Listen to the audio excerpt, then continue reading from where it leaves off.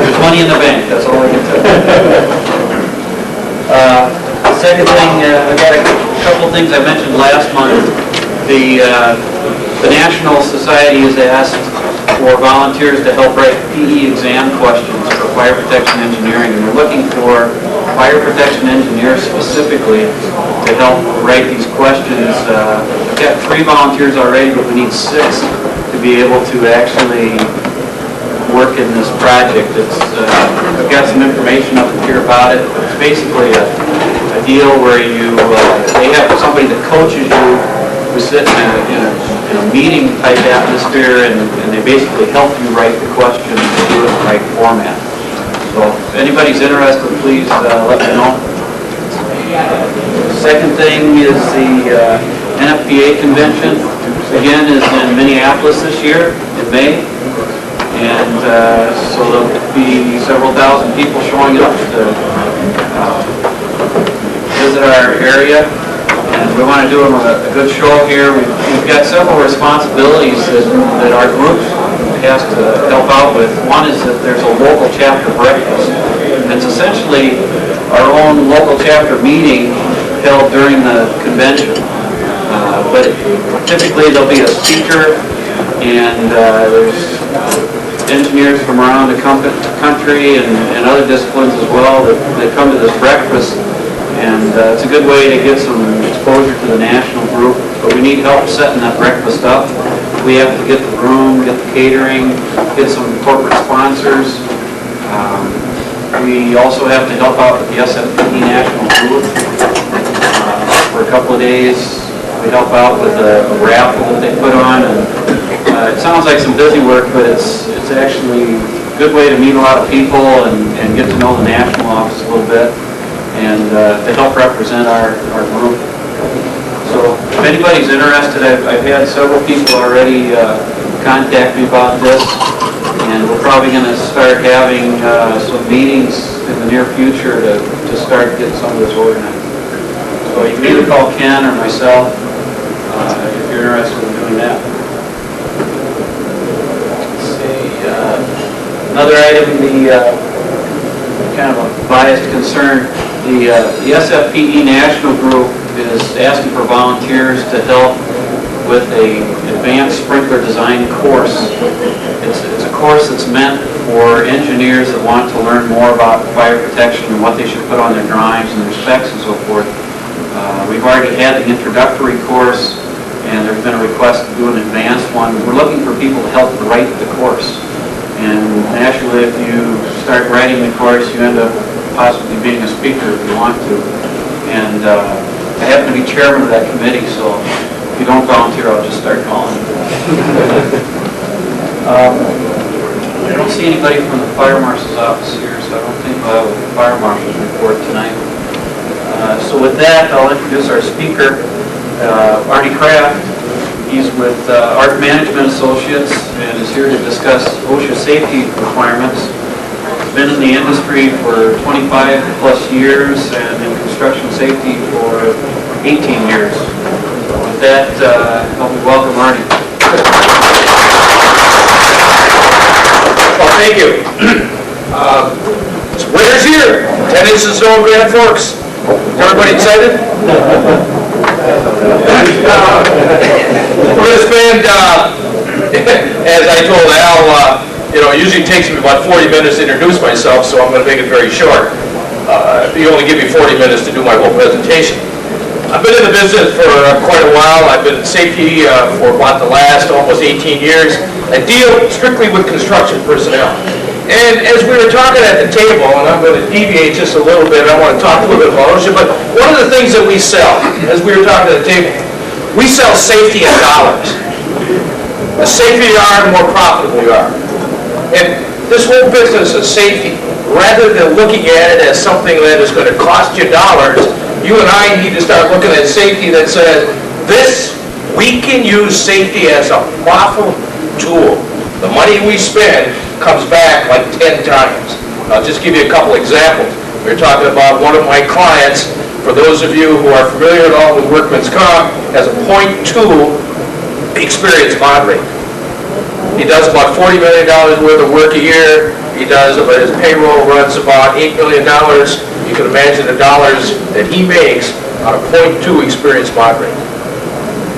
Plus the fact he's probably more productive than any competitor that he has, mainly because his people feel they're safe and they get the work done. Let's talk about a little bit about this business of what we're going to do. I want to spend, what's the purpose of OSHA? I'll talk a little bit about general duty clause, what's your responsibilities. Somebody wanted to talk about hazardous communication, MSDSs, we'll spend a little time talking about that. And in that regard, I want to talk just a little bit about anthrax and the stuff that we have in our industry that may not kill us like anthrax could, but silica and lead.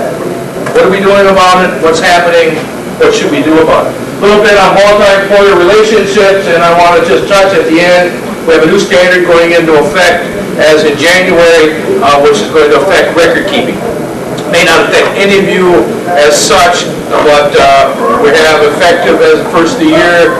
Those of you who are owners of companies or those of you who need to be aware of the fact that we have a new standard going into effect.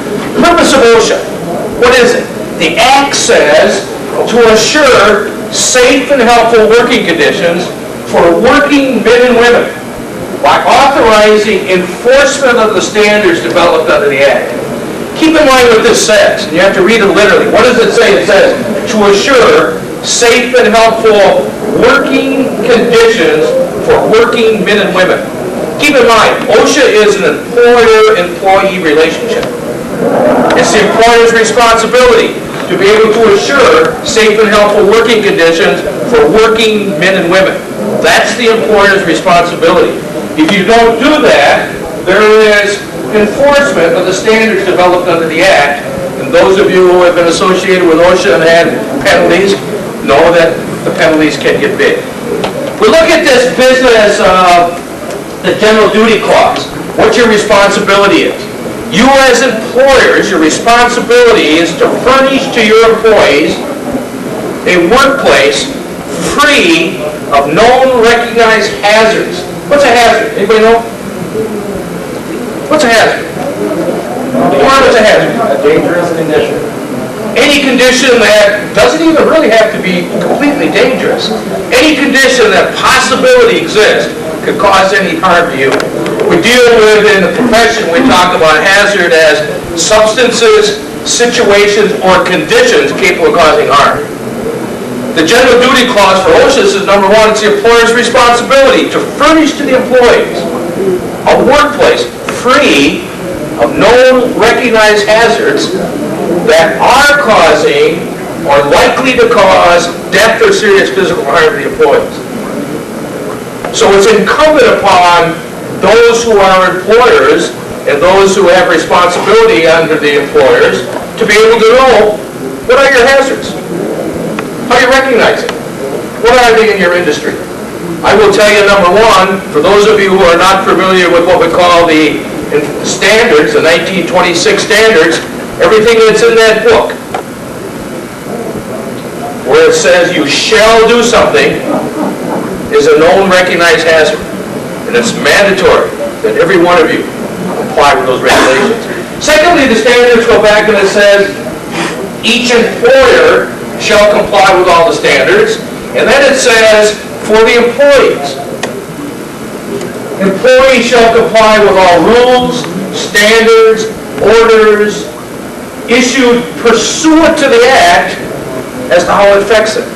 The only disadvantage is there is no penalty to the employees, there is a penalty to the employers. It's the employer's responsibility to assure that employees comply with rules, orders, standards, and so forth issued pursuant to the Act. What does issued pursuant to the Act mean? It means that you who are in the business, who have employees, must have a program that sets up for your employees what in that devil do you want them to do to be safe. You need to have a safety program, and the safety program is not one, I know we have an insurance person over here, it's not one for the insurance company that's huge, it sits up there on the shelf, you can show them and brag to them about. It's a safety program that's real, that it tells your employees what is it you want them to do in order to be safe. That's the type of safety program. unique. We look at this business of contractors' requirements. Standard says no employee has to work in hazardous conditions.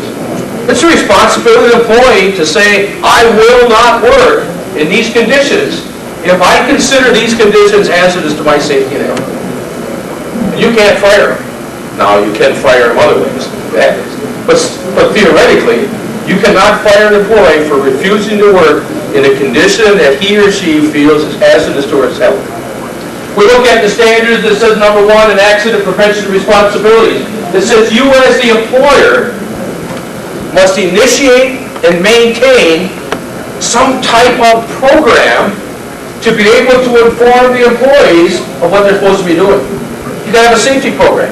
The program has to consist of things that say the program has to provide for regular and frequent inspections of the job sites by competent persons. Anybody competent in here? How many of you are competent? You all should be competent. Al, you're competent, aren't you? Well, sure. We're all competent. What does competent mean? What does competent mean? It's sound of mind or something. Well, that, but the ability to do something. You see, it doesn't have to be a superhuman being.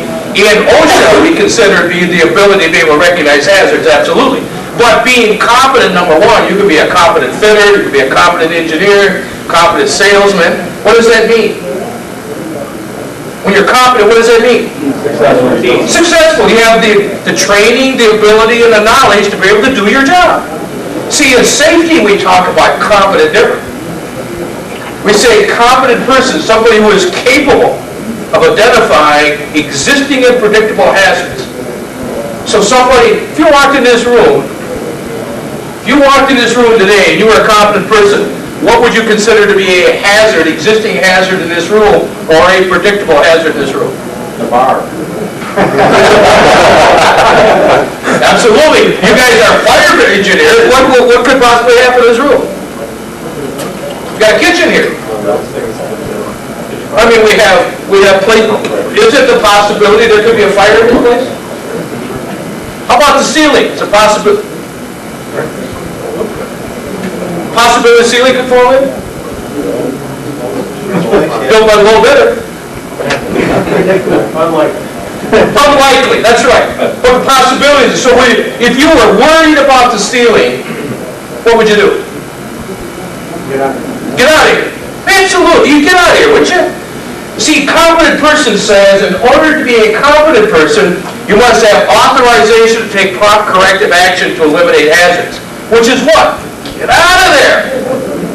You see, if you are competent, and this is what the standard says, program provide regular and frequent inspection of job sites by competent persons designated by the employer who's going to look for hazards on your job site and say, get out of there. Now let's fix it. Let's fix the scaffolding. Let's do this. Let's fix something in order to minimize the hazards.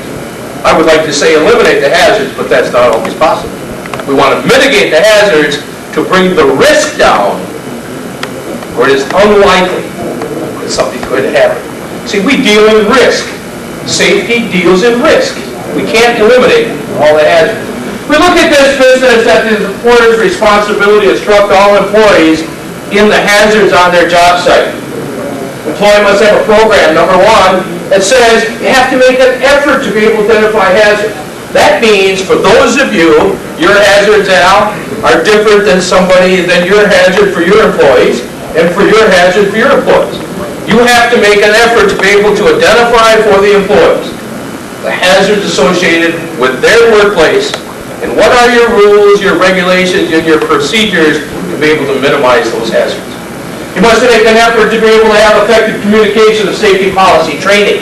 You've got to do some type of training to be able to make sure that the people whom you are working with, and the people who are working for you, have the proper knowledge, training, and experience to be able to do what you want them to do to be safe in the workplace. You must have some type of inspection, follow-up, and that's where this competent person comes in, and you must have some effective enforcement of the safety program. Which brings us down to what we call the Minnesota AWARE program. How many of you know what an AWARE program is? Good. How many of you don't? Well, every one of you should know what your company's AWARE program, Accident Workplace Injury Reduction Act. It's a state law in the state of Minnesota. All employers, except for a few, some engineering firms now are eliminated, but most employers who have employees must have an AWARE program. And basically all it does is says, number one, this is mandatory. And it's mandatory that your employees are trained in your AWARE program. Number one, it just says, how are you going to communicate, how do managers, supervisors, and employees who are responsible for implementing the program, how are they going to communicate the program? How are they going to continue participation in the program? How are they going to set it up? In other words, who's responsible? You need to have somebody that says, I'm the boss, I'm responsible, I'm going to parcel some of it out to Al, I'm going to parcel some out to Dave, it goes back over to foreman or lead people, and eventually it comes down to the person himself, whether it's a sprinkler fitter or whether it's an engineer, has some responsibility for safety. You got to do those things. You got to tell people, what in the heck do you want me to do as a condition of my work to be safe? We look at it, we say the secondary aspect of the program says, what are the methods that you're going to use to identify, analyze, and control new and existing hazards? In other words, it goes back to what the standard says. What are you going to do to be able to identify hazards in your workplace, and what kind of programs are you going to do to be able to eliminate the hazards? We wear hard hats, we wear glasses, we wear personal protective equipment, we have fall protection, we have scaffolding, we have welding procedures, we have cutting procedures, we have fire protection procedures, all those things. Why do you wear a hard hat? Protect your head. So there must be a hazard there, right? So you got a hazard, so you wear a hard hat. That's part of the program. I have a hazard, things falling. What am I going to do? Everybody shall wear a hard hat. Well, then we don't always have to write that down, but you'd be amazed. People don't wear hard hats. Your sprinkler fitters don't wear hard hats. I know, I see them. But many times they're in a position where there is no hazard from above. We go back and look at your safety program, and your safety program says, our jobs are 100% hard hat jobs. Well, they're not, because there's many places you can't wear hard hats. So you need to be able to have a program that sets up and defines exactly when is it you want your people to wear hard hats, and when don't you want them to wear them. We look at how the plan is going to be communicated to all affected employees. Do you have to do toolbox talks? Do you have yearly safety meetings? Do you have monthly safety meetings? Do you do pass-outs? How do you train them? When you start a new job, do you sit down with them and identify on that new job what are the hazards on that job? What are we supposed to do? How are you going to do it? On this job, we're going to use aerial work platforms. We're going to train you on how to run an aerial work platform. This job, we're going to use scissors lifts or whatever. You need to have training. How are you going to do these things? How do you set it up? How do you make sure it happens? And then we go back and say, how are workplace actions to be investigated, correction action implemented? Every accident that you have in the workplace should be investigated. Not to go back and say, Al, it's your fault. That's easy. I can do that sitting in the office. No damn well it's your fault. But what is it that we, as a company, fail to do to allow that accident to happen? Because every accident I have ever investigated, and I've investigated a lot of them, you can go back and say, something failed in the effective safety program of that company that allowed that accident to happen. Normally what it is the person was doing the same thing, has been doing the same thing for 20 years. Always wrong, and everybody just looks at him and says, shakes their head and walks away. So look at that dummy.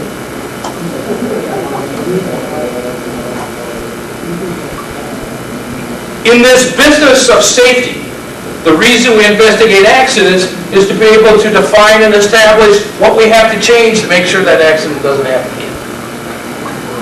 And then we go back and the standard says, how are safe or work practices and rules will be enforced? How do you enforce them? If you have a set of rules and regulations, how do you enforce them?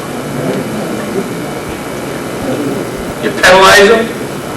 Do you verbally? Do you write them? Do you fire them? Do you suspend them?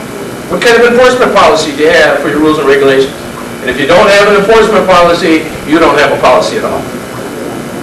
If it's just written down and nobody pays any attention to it, it's just for the insurance company. Make it look good. That's not a safety policy. You need to have something that's real. People look at your rules and look at them and say, big deal. They don't enforce them anyway. What the hell do I care? What are they going to do about it? Just like dealing with your kids. How many of you got teenage kids? Well, tell your teenage daughter to come home at 10:30, and she comes home at 11:15, and you don't say anything. What's the new rule? It's 11:15. How does she know what the rule is? All of a sudden, when you just jump up and down and scream, she'll never go out again until she's 40 years old. Now she knows what the real rule is. Your employees are the same way. If you have rules and regulations, enforce them. If you're not going to enforce your rules and regulations, get them the hell out of there. Don't have it. An aware program needs to be a policy set up for your company that tells the company, tells the employees, what is it that we want to do? We were discussing a little bit this business of safety. We were talking about experienced mods rates, and we were talking about, some of the, 3M is a typical example. You guys, 3M, typical example. You can't get on a job at 3M if you have an experienced mod rate over 1. On some parts of 3M in Missouri, you can't get on unless you have an incident rate that is 10% below the average. People are looking. Why does 3M want to have contractors that are safe on the job? Because they get sued. I'll give you a typical example of how this business of dollar bills and safety relates to and establishes. We had a contractor who did a $4 million job for a railroad. He was $285,000 low. They didn't give him the job. They gave him the second bidder. Why? The second bidder had a far better safety program. The experienced mod was better.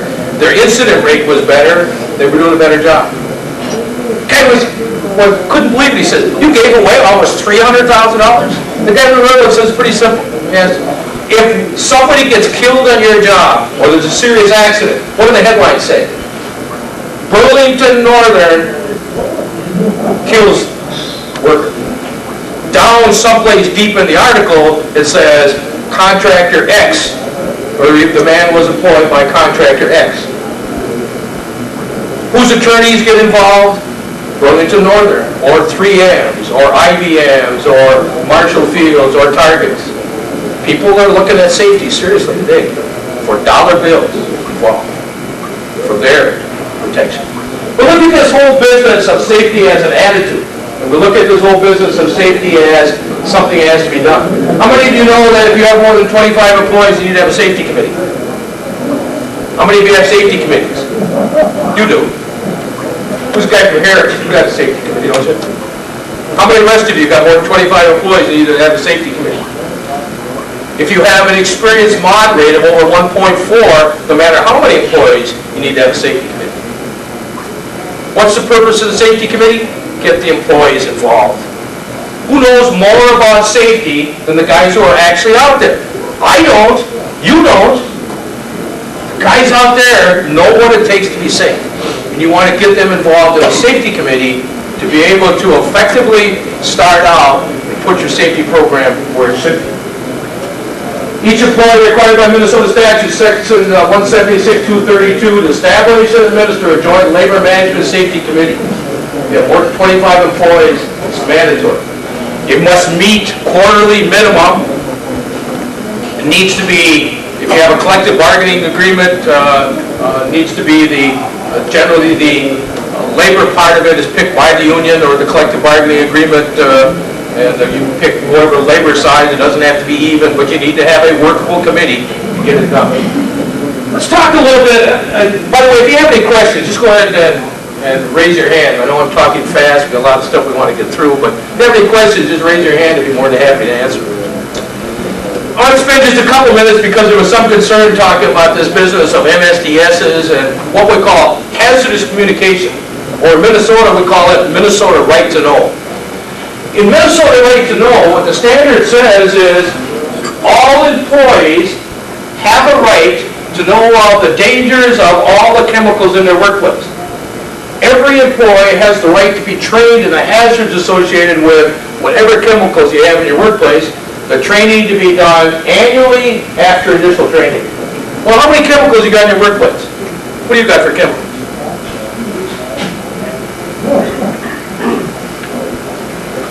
Gasoline, WD-40. God, you know, I really did a smart trick. The one MSDS I had happened to be a 3M MSDS. What have you got for chemicals? I got cleaning fluids. Cleaning fluids? Methyl ethyl ketone, methyl ethyl bad shit. 60% all cleaning fluids probably have like 60%, 60 to 80% of MEK. MEK will kill you. Employees know that? I'm sure they do. Toby has probably told them. But anyway, I'm just saying. We have chemicals in the workplace.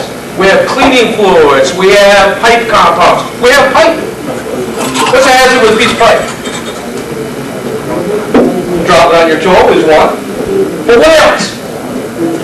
What's in pipe? You got the cutting edges. Got the cutting edges. What else though? If I cut a piece of pipe, what do I generate? Zinc. Dust, zinc, and maybe even a little lead. Go back and look at metallurgical reports on lots of pipe. You'll see 1%, 2%, 0.5% lead. Is lead hazardous to you? Sure. Lead is hazardous. The dust you generate or the cuttings you generate are hazardous to your health. What other chemicals do you have? And you can go on and you can take a list. How about welding rods, flux? How about acetylene? How about oxygen? How about everything? How about cutting wheels on blades? I mean, I could sit here and I could list off 40 of them today. Hazards you have in your workplace that you need to have training for your employees what to do with it. We look at this business of training. We look at basic requirements. It says it's your responsibility to evaluate your workplace for chemicals, and it's your responsibility to come up with a chemical inventory list. In other words, it's that list. Here's what we have in our job. We got cleaning fluid, we got welding rod, we got pipe, we got dust, we need to have a chemical inventory list that defines and establishes what are the hazards in our job site, because that's what we're doing. And for each one of these chemical inventory lists, you must have a MSDS, Material Safety Data Sheet. How many of you got them on the jobs? Good. How many of you know that your employees know how to read them? Good. Most employees don't. But we'll give you just a couple of cues, because I'll tell you, this is, while the idea is excellent, we as an industry have made these material safety data sheets pretty complicated. They are hard to read, and nobody likes to read them. But we'll kind of go through them just a little bit to give you some idea. Basic requirement that you have to have, though, is number one. Every job site that you have to have evaluated for the type of chemicals you have in the work site. And for that job site, for those chemicals, you have to make sure your employees are trained in the hazards associated with that particular chemical. And you must secure and maintain a material safety data sheet for that chemical. Here's old Dilbert. I love Dilbert. Here's old Dilbert. He said, old pointy head said, we got a problem. I ordered these directional signs for the convention. They all point to the right. He says, I need left arrows. He says, it's too late to change the sign to the conference to match the arrows. He says, well, that would put us in the middle of the lake. He says, I suppose we could get helicopters. By tomorrow? Okay, it'll get too big. Then he looks at it and says, what? As he turns the arrow over, man, this is spooky. No, it's pointing the other way. Well, see, that's management. Part of the business of hazardous communication is labeling. All products have a label, and we need to be able to look at the label.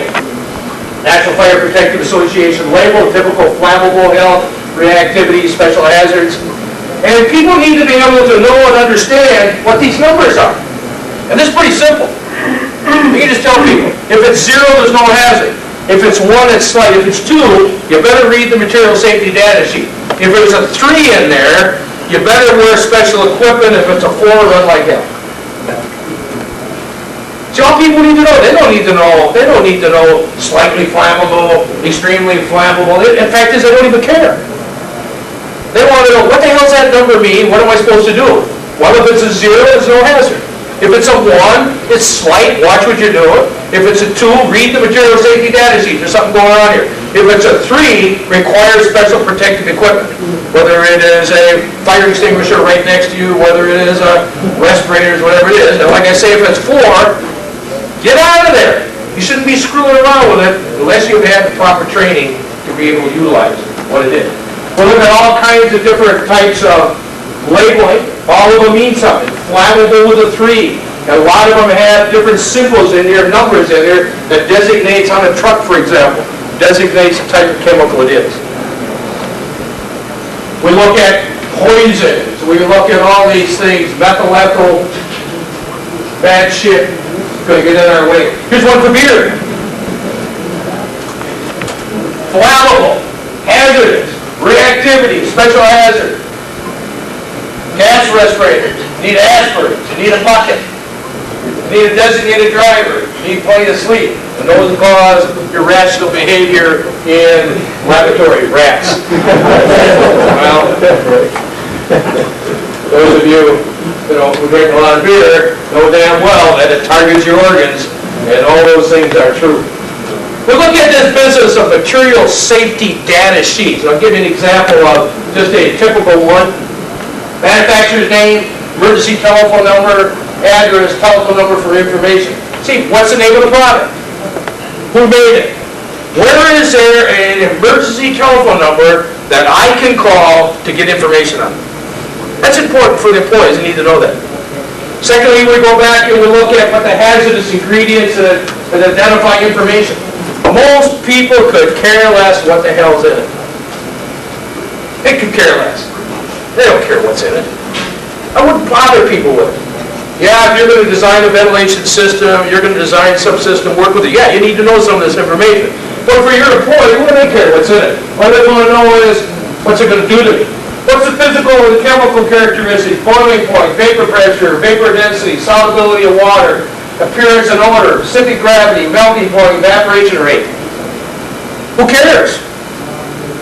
Yeah, sometimes you'd like to know specific gravity. Sometimes you'd like to know the boiling point. But for your employees, they don't really give a rippity bang. Most of them, what do they care? What's the fire and explosive hazard data? Aha! If it catches on fire, what the hell should I do? People need to know. If it catches on fire, what type of fire extinguisher should I use to be able to put it out? That's what they need to know. How fast is it going to catch on fire? You need to explain to them what's the flash point, what's the extinguishing media, does it require any special firefighting procedures, is there any unusual fire and explosive hazards? If you're working with a volatile chemical that has a low flash point, people need to know. What type of fire extinguisher should I have? What am I going to do if it goes up? Do I run like hell? Do I pull it out? Or what am I going to do? Secondly, we need to go back and look at reactivity data. Who cares what it reacts with? Most employees don't care. They don't give a darn. What they want to know, though, is what's the health data? What's it going to do to me? If I get it in my eyes, I inhale it, I ingest it, I get it on my skin. Wow, I tell you, we're all pretty cognizant of that today, aren't we? Aren't we? We talk about inhaling, Amtrex, we talk about getting on our skin, we talk about ingesting, nobody's ingested it yet. But we look at chemicals that maybe aren't quite as dramatic, but we look at chemicals in our workplace with the same routes of injury. We need to be able to identify. Well, how's it going to get into my skin? What's the signs? What's the symptoms of exposure? Everybody wants to know. I got flu with Amtrex. What do I want to know with your chemicals? What's the signs? What should I be looking for? If I get a rash in my hand, what should I do? I was telling a story about building a bunch of schools out in Plymouth a couple years ago. I was doing a little safety talk for a contractor, and some guy comes running over and said, you know anything about first aid? Well, little. Why so much come over look at it? I'm over look at it. Holy balls. The guy had his arm was just big. Just puffed up, big boils on his hand. I said, what the hell did you do? He was a waterproofer. He didn't come out from the foundation. Of course, waterproofers got waterproof all over him. And I said, what'd you do? And he said, well, there was a can of cleaner right there. Grabbed that cleaner and cleaned my hands. Oh, let's go look at it. Well, they were washing the windows down there, and we were pick up the can. What do you suppose the can said? If you get it on your hands, you're going to have a rash. Within about 4 minutes, the rash is going to bulge right up and tells you exactly what to do. See, we deal with these things. We don't look at what we're doing. We don't pay any attention to it. What did the guy look at? Cleaner. I'm going to clean my hands.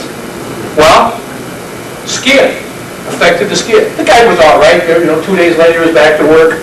But what happens to many of the items we deal with, and we've been involved in a number of these things, where doctors don't always understand some of the hazards. Anytime you have somebody working with a volatile chemical that you think has had an exposure, you should take the MSDS sheet and send it with them. Let me give you a typical example. An underground contractor uses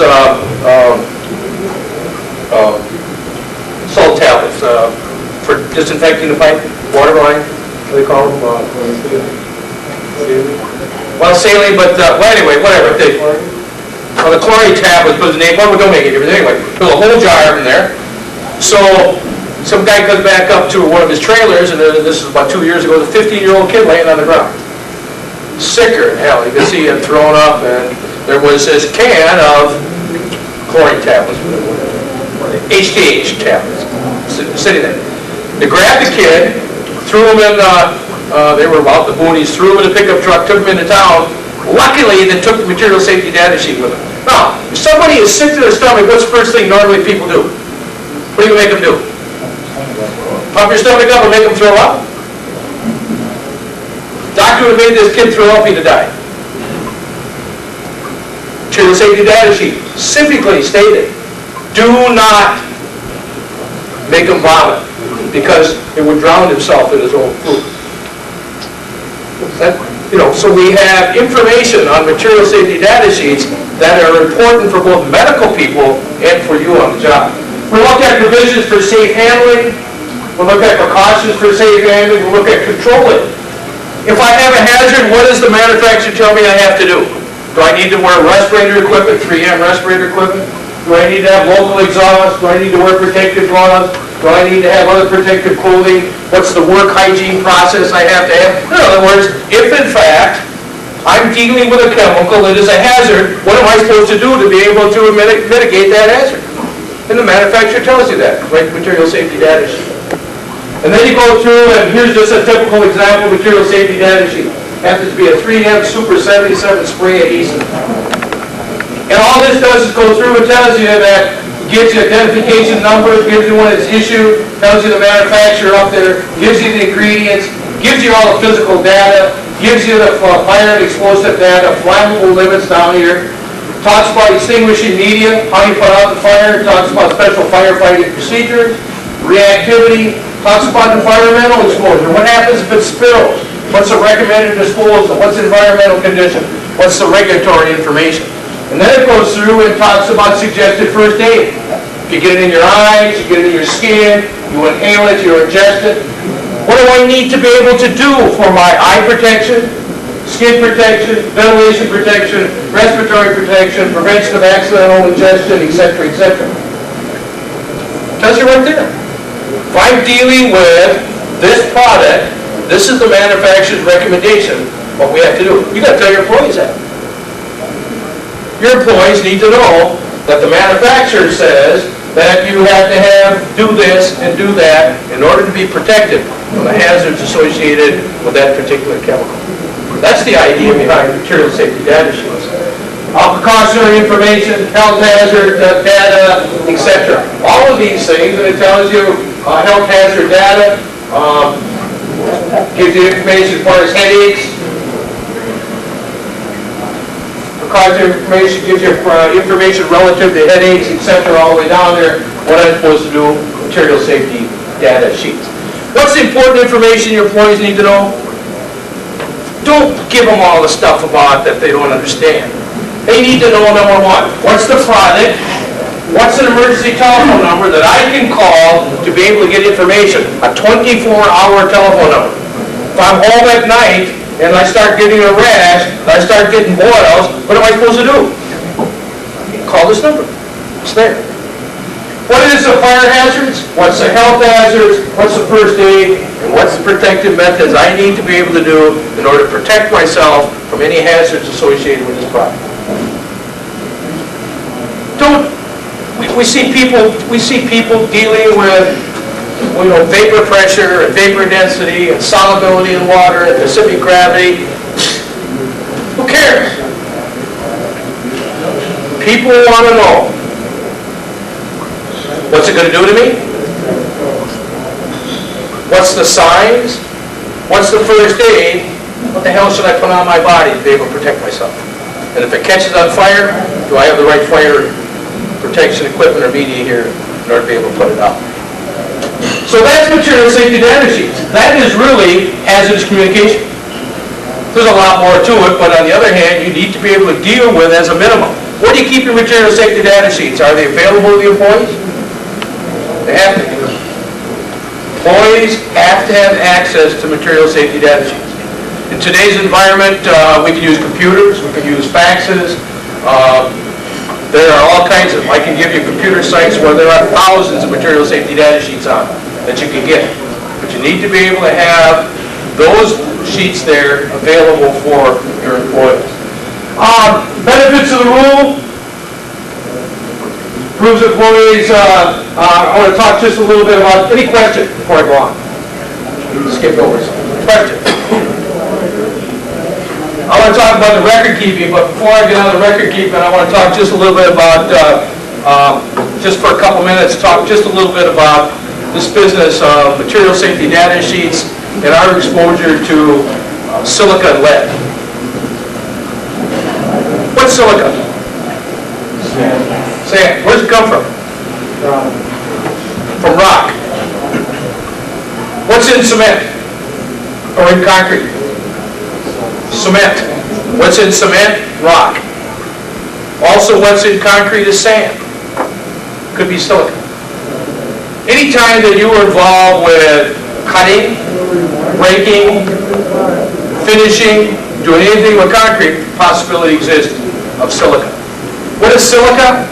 Well, if you were following this anthrax business, you will know that the respiratory, or what they call the stuff that is inhalation, is what we call respirable. It is less than 10 microns in size. You know how big a micron is? Pretty frickin' small, let me tell you. Micron is pretty frickin' small. Well, we look at silica as the same type of thing. The anthrax is about 1 micron. The silica is in that vicinity of less of about 1 micron. We look at exposure to silica. You and I have inborn respiratory systems in our body. We've got our nose hairs. Some of you got beards. Some of you got mustaches that catch some of the bigger pieces. They go up into your nose. You catch some of the bigger pieces. They go down into your air veins. You got little hairs down your air veins that you cough the stuff out. But the respirable portion, the silicate portion of silica, bypasses all that and becomes embedded into your lungs. Not all of it, you wash some of it out. But eventually, if you are exposed enough, you get little hard nodules on your lungs about the size of a dime. You get enough of these nodules in your lungs, eventually you have a hard time breathing. Now you may not die from silica itself, but you will die from the effects of the silica and the nodules. We'll look at 3 types of silica exposure. We look at what we call acute, which means right now, that you and I go out and we have a dose of silica. We're out sawing concrete, for example, and we're going to saw concrete, or we're going to do sandblasting. We all used to look at silica as sandblasting all the time. But today's environment, we don't use a lot of silica for sandblasting. But on the other hand, you go out and you get exposed to it over a year period of time, and all of a sudden you start having some coughing, you start spitting up, you start feeling weak, fatigued, you have an acute stage of silicosis. We also look at accelerated silicosis. There's been documented cases of people cutting concrete after 1 week have acute stages, accelerated stages of silicosis. Or we have chronic, which most of us have. You get a little bit every day, a little bit more, and And finally, when you get old and gray like I am, you can't hardly walk around. My dad died in 1997, and he didn't die from silicosis. He had cancer and he had a heart attack. But what I thought was interesting, my dad was in the excavating business. Never sandblasted, probably cut very little concrete, but just without the sand. And as you end up, he was pretty sick for 3 years, you end up with piles of medical stuff. And I was sitting there one afternoon just going through his affairs, and I'm looking, acute stages, chronic stages of silicosis. You go back and you look at the last 4 or 5 years of his life, which we attributed to cancer and heart attack, was the fact he could hardly walk. He could hardly go up 3 set of stairs.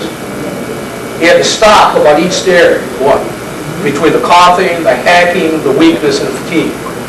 Did the silicosis have an effect on it? I don't know. I'm not a doctor. On the other hand, it could be. Quick question, would that have been his employers that are responsible for the fault? Well, I'm going to get to that. Interesting enough, in today's environment, there must be somewhere between 400 and 1,000 asbestos cases today for people who were exposed to asbestos 20, 30, 40 years ago. I can't answer the question for sure, but as far as the courts are concerned, keep in mind what we started out with today. Employer's responsibility for furnishing to your employees a workplace free of known, recognized hazards. We know silica is a known, recognized hazard. We know lead is. Today we know asbestos is. Did we know that 30 years ago? I don't know. So in today's environment, maybe it's a problem. Sure. We're preaching to contractors today. Do what is ever best that you know how to do today to be able to protect your employees from the hazards associated with silica. Because if you don't, it'll come back to haunt you later on. It probably will anyway. Well, then it probably will anyway. I'm not saying it won't. On the other hand, though, if you have the opportunity to say, I use the best technical information available today to be able to train my employees, furnish them respirators, furnish them clean rooms, train them in what the hazards are, at least you are doing whatever a reasonable, prudent person could do. Is that going to be enough 20 years from now? God, I don't know. Question. There's a situation where all our guys, we paid for all the fitting of all the respirator masks, went through all the training, had all the right to work, all the right to knows. Everybody signed all their sheets, they were there. We outside training, coming the whole spick and nine yards, several times actually. Had a situation where all of a sudden one of the guys thought maybe he was working in an environment that had asbestos. Instead of calling us, he calls Osha. 4 people got huge fines, even though he had respirators fit, been through all the training, said that he had been through all the training. We had done everything that we knew that we could possibly do to make him a responsible person, to recognize, flag, the whole 9 yards. Went into an environment, did it anyway, flagged it afterwards. We all ended up with really nice fines that if we wanted to hire attorneys and spend huge sums of money, we could have argued with, but ended up with it anyway. Human beings. Without knowing the... So, what's your asbestos program? Do you have an asbestos program? Yeah. Okay, what does it say? It says that if you think you even see it, that you call the office in your safety committee, somebody from the safety committee. See, I think you should go one beyond that. Designated to go out, investigate, shut the job down, they walk off, they notify us, we notify the owner or the general, and we basically shut our part down, we walk off the site. See, I think the first thing you should do before that is have RLH. You know what RLH means? Run like hell. Lock the door behind you. Well, get out. Right. Get out of the site, notify us. Yeah. Right. And everybody's got stories like that. Sure, I got all kinds of them like that too, I can tell you. Yeah. But, you did what you had to do. Why they find you, I don't know. Sometimes you... We didn't have a big history of fines, which is another part of Osha's thing. Why did they find you? I don't know, I couldn't answer. I'll tell you, you're going to see some major change in Minnesota Osha. Hopefully for the best. We have a new director, some of the people have been moved around. Mr. Carlo is now the new, going to be the supervisor for the inspectors out in the field. They're going to have better direction. I think you're going to see they're better trained. I think you're going to see, hopefully anyway, a better job. We in Minnesota don't do a bad job. You can bitch and moan and groan about some of the inspectors out there, and there's a few of them who may not be knowledgeable about certain aspects of the work, but they may be better some other aspects. I think you're going to see Minnesota OSHA doing a better job. I really do. Very confident in that. I think they're going to do a better job. What's a better job? You know what my opinion is? You guys will not like this. My idea is what motivates you for safety is dollar bill. I think Minnesota OSHA is way too lenient as far as finding people. $300 fine doesn't mean a damn thing to anybody. $500 fine means nothing to anybody. $5,000 fine today hardly means anything. So it doesn't have the effect that it should have. Now, you can absolutely disagree with that. Fine ought to be the people who walk into the situation. Well, you would ask who had you asked who had teenage kids. Sure. We're dealing with adults that have been out of puberty for 10, 15, 20 years. If they're so intimidated by the company that they work for that they'll walk into an environment, then shame on them. I agree. I absolutely agree with you. I absolutely agree with you. And that's human beings we're dealing with, and we deal with them all the time. I can tell you on a major construction job this last year, the job was shut down 4 times because electricians thought there was some asbestos in the fireproofing, and where the guys were up above and scraping the fireproofing, they were all upset. We brought the material safety data sheets out there, we sat down with electricians, we went through them with them, showed them, and they didn't believe us. They brought OSHA out there about 4 times and had the job shut down. And we went through the same dog and pony show every time.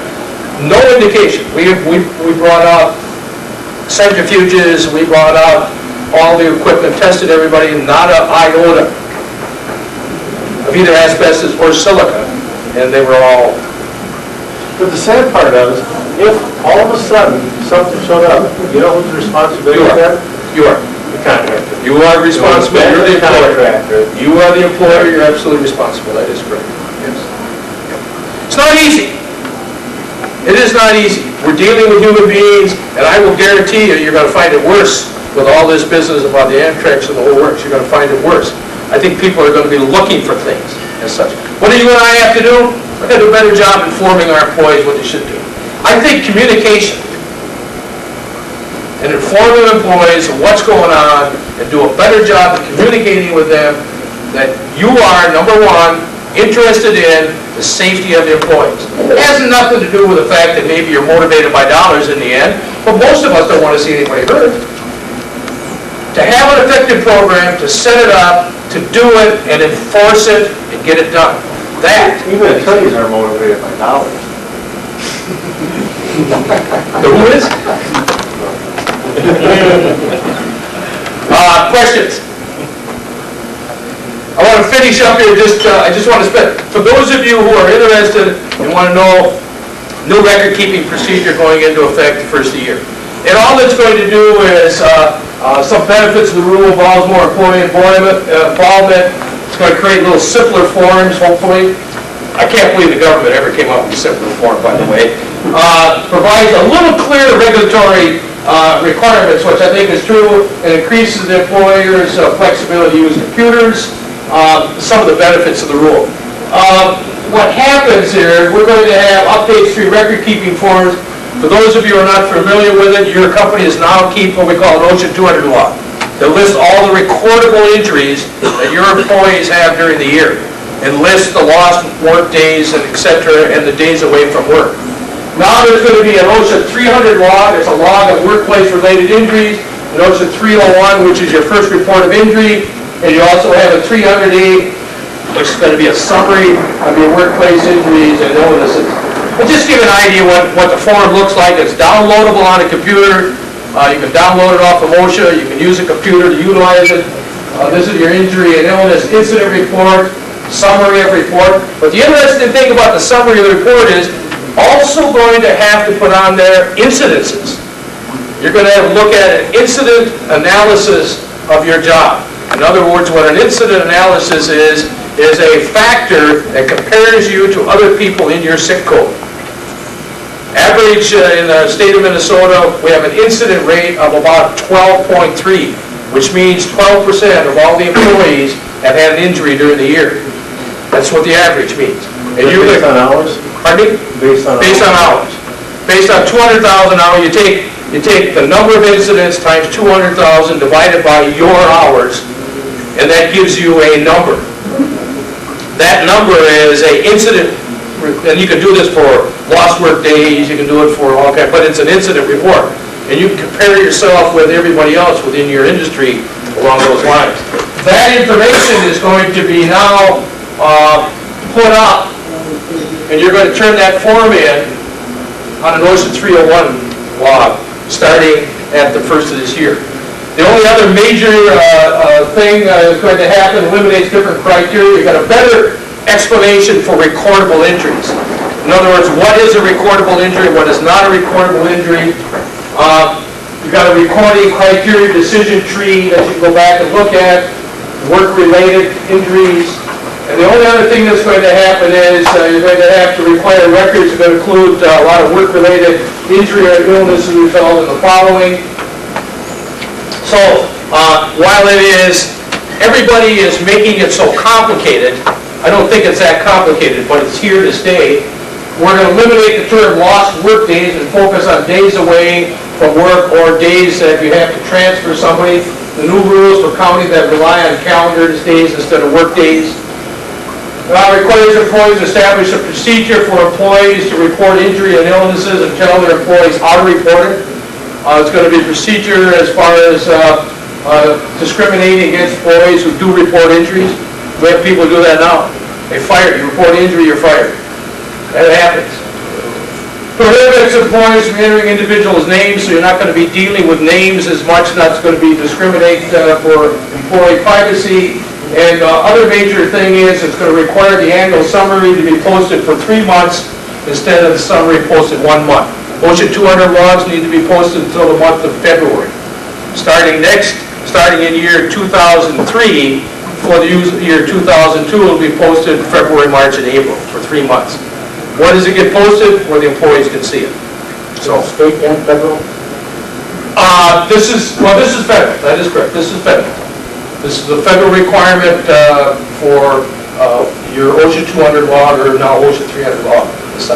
Just a new requirement. If you need more information, for those of you who want more information as far as safety or that, you go on the web, www.osha.gov. They've got some great information as far as the record-keeping procedure, tells you what to do, gives you the forms, you got it on the computer, you got the whole works there. Any other thing you need relative to safety, it's on osha.gov. If you bitch more about OSHA, the one thing they did do, they got a pretty good website with lots and lots and lots of information on it. I'm just about past my time. Any questions? Don't have any questions? My name's on the front of here. If you have any questions relative to safety, give me a holler. We're more than happy to help you. We are the answer people. We'll give you answers. In front of the pass-out sheet you got there? I'm in the bottom. ARK Management Associates. That's your name? Well, I don't have my name on there. I'm sorry. Arnie Kraft. Whatever. Call me up and just say, what the hell do you want? Just say Mr. Cheese or some damn thing, and I'll answer the telephone. If not, nothing else. Thank you very much. A lot of information on safety. Hard to get through it in 30, 40, 50 minutes. Like I say, I can hardly even introduce myself in that length of time. Thank you very much. We'll see you later.